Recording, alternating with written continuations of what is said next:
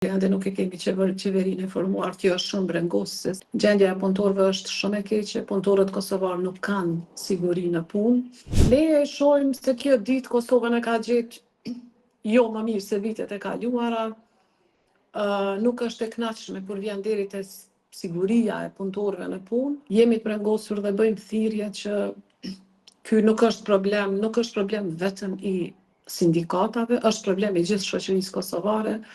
Gjendja e punëtorëve është shumë e keqe, punëtorët kosovar nuk kanë siguri në punë, kanë edhe probleme tjera pas sigurisë, domethënë kanë ballafaqohen kohët e fundit me çmimet e larta, me pagat e ulta, me ikje të punëtorëve jashtë vendit, domethënë me mungesë të fondit për sigurimin shëndetësor i vetmi shtet në Ballkan. Pra janë një pako e problemeve të cilat punëtorin e gjejnë edhe këtë vit të pambrojtur dhe me punë, vende pune të pasigurta.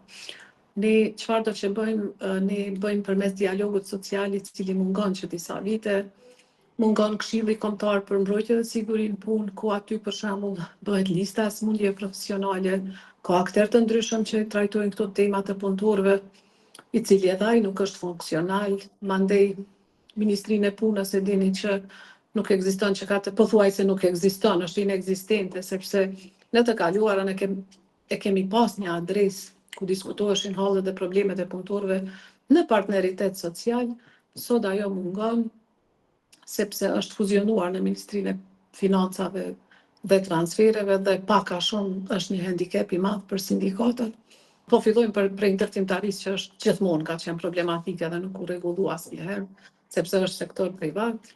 Mirë po, ka dhe sektore tjera, për shembull sektori i energjisë elektrike, prodhimit të energjisë elektrike. Kemi çdo ditë në faqen e punëtorëve të Kekut, mos them çdo ditë, ndoshta çdo javë lajmërohet një punëtor i cili e ka humbur jetën në vendin e punës, ka vdek, dhe jo për shkak se është lëndu atë ditë, mirë po duke punu në kushte të vështira dhe në ambient jo adekuat. Ende nuk e kemi qeverinë e formuar, kjo është shumë brengosëse, sepse ne besoj që ne kemi votu një qeveri e cila do të punoj për popullin e saj.